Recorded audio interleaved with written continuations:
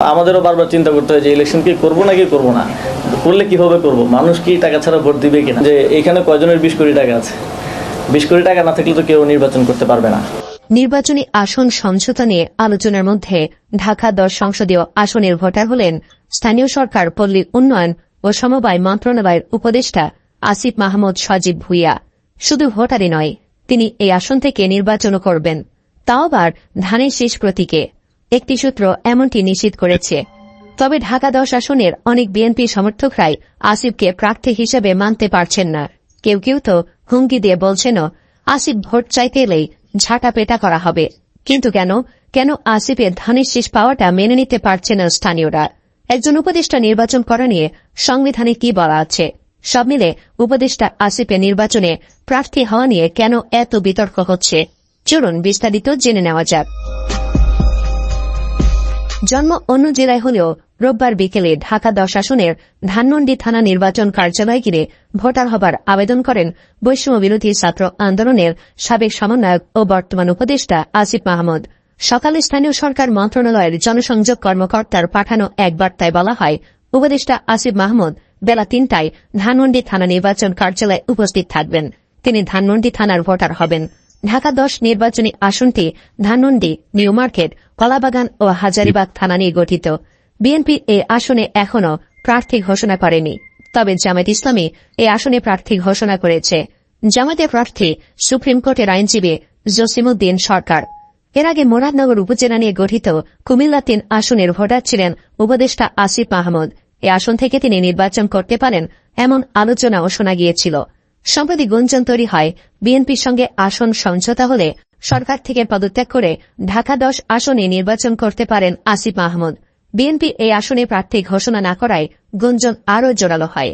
এখন আসিফ মাহমুদের এই আসনে ভোটার হতে যাওয়ার মধ্য দিয়ে গুঞ্জনটি আরও পাকাপোক্ত হল। তবে আসিফের প্রার্থী হওয়ার খবরে স্বয়ং বিএনপির সমর্থকদের মধ্যে মত পার্থক্য দেখা দিয়েছে।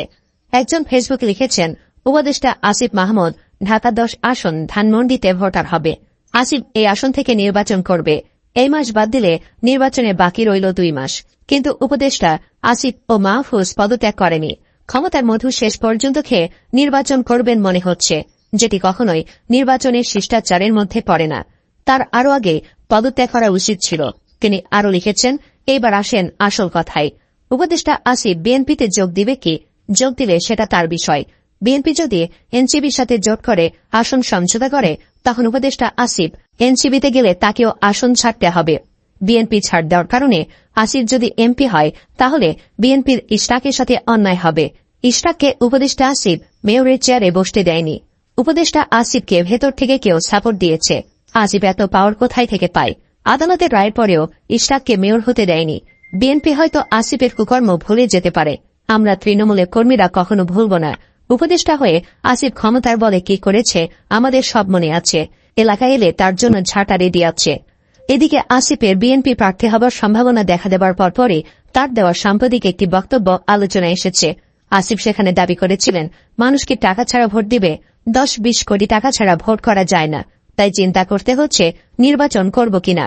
আসিফের এই বক্তব্যের রেশ ধরে অনেকে বলছেন, জাতির কাছে প্রশ্ন, আসিফ মাহমুদ কি আলাদিনের চেরাগ পেয়েছেন যে তিনি এত দ্রুত 10-20 কোটি টাকা ম্যানেজ করে ফেললেন? নিশ্চয়ই তিনি রাষ্ট্রের অর্থ চুরি করেছেন। বিষয়টি খতিয়ে দেখারও আবেদন করেছেন অনেকে। উল্লেখ্য, আগামী নির্বাচনেও কালো টাকার দৌরাত্ম্য থাকবে বলে আশঙ্কা প্রকাশ করেন উপদেষ্টা আসিফ মাহমুদ সজীব ভুঁইয়া। তিনি বলেছেন, তাই নির্বাচনে নামার আগে তার মতো অন্যদেরও ভাবতে হচ্ছে। বাংলাদেশের বর্তমান বাস্তবতায় 10 থেকে 20 কোটি টাকা না থাকলে সংসদ নির্বাচন করা সম্ভব নয় মন্তব্য করে আসিফ মাহমুদ বলেন, এই বাস্তবতায় আসলে যাদের কালো টাকা আছে তাদেরই সুযোগ আছে আর কি নির্বাচনে অংশগ্রহণ করার।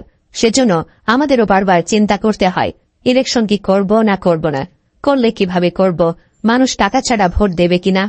উপদেষ্টা পরিষদে আসিফের সাবেক সহকর্মী আরেকজন সমন্বয়ক নাহিদ ইসলাম নতুন দলের নেতৃত্ব নিয়ে রাজনীতিতে নামলেও আসিফ মাহমুদ এখনও স্পষ্ট কোনো সিদ্ধান্ত জানাননি। তিনি শুধু বলেছেন, তিনি কোনো দলের হয়ে নির্বাচন করলে উপদেষ্টা পরিষদ থেকে পদত্যাগ করবেন। এদিকে কেউ কেউ আসিফকে 1 নম্বর টাউট বলেও কটাক্ষ করেছেন। সুমন নামে একজন লিখেছেন, বাংলাদেশের মানুষের জন্য তিনি 15 মাসে এমন কি করেছেন? নির্বাচিত হলেও আসিফ কিছুই করতে পারবে না, শুধু আবার ব্যাংক ব্যালেন্স বাড়াবেন। ওই ব্যক্তি আরও লিখেন, কেউ আমাকে পছন্দ করুক বা না করুক, কিন্তু ইনি তরুণ উপদেষ্টা নামে কলঙ্ক। অনেক স্বপ্ন ছিল দেশটা বদলাবে, সে পরিবর্তন আনবে, কিন্তু সে ব্যর্থ হয়েছে। উল্লেখ্য, উপদেষ্টা হওয়ার পর থেকেই একের পর এক বিতর্কিত হয়েছেন আসিফ মাহমুদ। বিশেষ করে তার বাবা আসিফের ক্ষমতা ব্যবহার করে হয়ে পড়েন বেপরোয়া। তার বাবা বেপরোয়া বিল্লাল হোসেন নিয়ে ক্রাইম অ্যান্ড করাপশন নামে 30 মিনিট 42 সেকেন্ডের একটি ভিডিও প্রতিবেদন প্রকাশ করে বাংলা ভিশন। মুরাদনগরের পিপল মার্ডার শিক্ষক শিখা রানীকে বিবস্ত্র করে লাঞ্ছিত ম্যানেজিং কমিটির সভাপতি মোহাম্মদ আলীকে জেল ও রিমান্ডে নিয়ে 30 লাখ টাকা চাঁদা আদায় ও সনাতন ধর্মের দুলাল চন্দ্র মালাকার এর জায়গা সম্পত্তি জোরপূর্বক দখল করে উপদেষ্টা আসিফ মাহমুদ ও তার বাবা বিল্লাল হোসেন। 2025 সালে 3 জুলাই শেষ করা হয়। মা রুবি আক্তার, ছেলে রাসেল ও মেয়ে জোনাকি আক্তারকে পাথর দিয়ে থেতলে মেরে দেওয়া হয়। এমনকি নিহত রাসেলের 15 মাস বয়সী সন্তানকেও নির্মমভাবে গুরুতর আহত করা হয়। ওই পরিবারের আরেক মেয়ে এখনও উপদেষ্টা আসিফ মাহমুদ ও তার বাবা বেপরোয়া বিল্লাল হোসেনের ভয় এলাকা ছাড়া। ভাবতে পারেন কোন দেশে আছেন আপনারা। 2014 সালে 30 আগস্ট আকুবপুর স্কুলের টাকা আত্মসাৎ করার জন্য উপদেষ্টা আসিফের বাবা বিল্লাল হোসেনকে স্কুল থেকে বহিষ্কার করা হয়।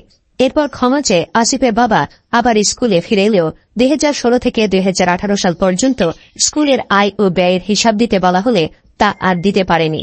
সেখানেও সহকারী শিক্ষকদের সই জাল করে 5,25,000 টাকা আত্মসাৎ করেন আসিফের বাবা বিল্লাল হোসেন। এ বিষয়ে প্রশ্ন করলে আকবপুর স্কুলের সাবেক সভাপতি মোহাম্মদ আলীকে জেল ও রিমান্ডে নিয়ে নির্যাতন চালায় উপদেষ্টা আসিফ মাহমুদ ও তার পরিবার। এলাকা ছাড়া করার পাশাপাশি মোহাম্মদ আলী থেকে 30 লাখ টাকার চাঁদাবাজি করে উপদেষ্টা আসিফ ও তার বাবা বিল্লাল হোসেন। এই অন্যায় ও অবিচারের জবাব কে দিবে? কেউ কেউ বলছেন দেশের সুশীল সমাজ আসিফ মাহমুদ সজীব ভুঁইয়ার মবের ভয়ে মুখ খুলছেন না। ক্রাইম অ্যান্ড করাপশনের উপস্থাপক সাজ্জাদ হোসেন আসিফ মাহমুদ সজীব ভুঁইয়ার কুকর্মের ইতিহাস নিজের জীবনের ঝুঁকি নিয়ে জাতির সামনে উপস্থাপন করলেও এই ক্ষমতাধর মাফিয়া আসিফ যেন রাষ্ট্রের সকল বিচারের ঊর্ধ্বে। আসিফ মাহমুদ সজীব ভুঁইয়ার নিজ জন্মস্থান মুরাদনগরে আসিফ ও তার বাপের বিরুদ্ধে এলাকাবাসীর মিছিলের স্লোগান ছিল, বাপে পুতে মিল্লা, মুরাদনগর খাইলো গিল্লা। এত কিছুর পরও বিএনপি কিভাবে তাকে গ্রহণ করে? উল্লেখ্য, জুলাই গণঅভ্যুত্থানে নেতৃত্ব দেওয়া প্ল্যাটফর্ম বৈষম্য বিরোধী ছাত্র আন্দোলনের সম্মুখ সারির অন্যতম সমন্বয়ক ছিলেন আসিফ মাহমুদ সজীব ভুঁইয়া।